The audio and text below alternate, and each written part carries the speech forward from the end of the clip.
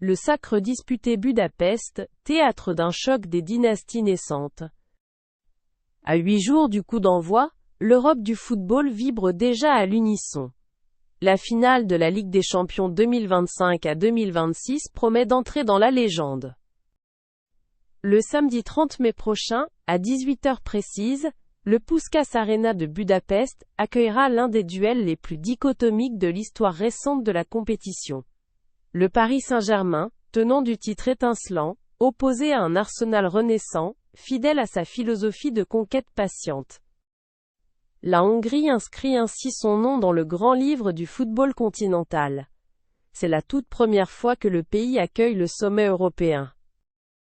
67 000 privilégiés assisteront à un événement dont les billets atteignent désormais des sommets vertigineux.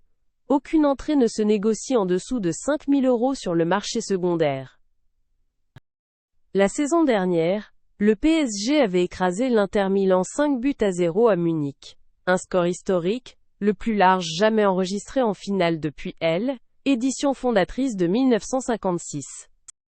Cette année, les Parisiens convoitent un exploit que seul le Real Madrid de Zidane avait réalisé dans l'ère moderne de la compétition, conserver leur titre européen.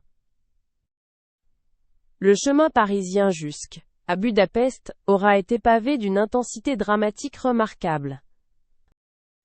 En demi-finale, les hommes de Luis Enrique ont sorti le Bayern Munich au terme d'une double confrontation d'une rare densité. 6-5 sur l'ensemble des deux matchs, conclu par un match nul d'un but partout à l'Allianz Arena.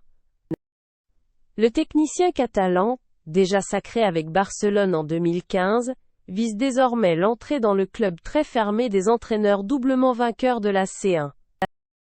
Il a tenu, lors de sa conférence de presse de cette semaine, à saluer chaleureusement son homologue Mikel Arteta, qu'il a qualifié d'entraîneur de très haut niveau, reconnaissant ainsi la qualité d'un projet londonien désormais à maturité. Ousmane Dembélé, l'attaquant français devenu indispensable au dispositif parisien, a rassuré l'ensemble du staff sur son état physique.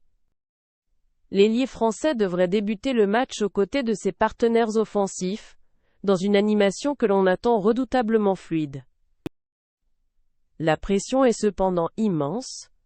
Un échec à Budapest constituerait un retour aux désillusions européennes que le club croyait avoir définitivement exorcisées l'an dernier.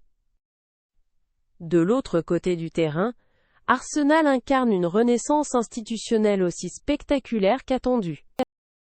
Les Gunners ont survolé la phase de ligue avec une statistique sans précédent dans l'histoire récente. 24 points sur 24 possibles, soit 8 victoires en 8 rencontres. Cette domination quasi mathématique témoigne de la cohérence remarquable insufflée par Mikel Arteta, depuis son arrivée à la tête du club du nord de Londres. En demi-finale, Arsenal a éliminé l'Atlético Madrid de Diego Simeone au terme d'un duel tactique fascinant. Un score cumulé de 2-1, scellé par une victoire 1-0 au match retour le 5 mai. Pour le club anglais, il s'agit de la première finale européenne depuis 2006, et la défaite face au Barcelone de Ronaldinho au Stade de France. 20 années d'attente, 20 années de reconstruction patiente, qui pourraient enfin trouver leur consécration sur le sol hongrois. Les 16 824 billets attribués au club londonien se sont volatilisés en quelques heures, preuve d'une ferveur populaire à son paroxysme.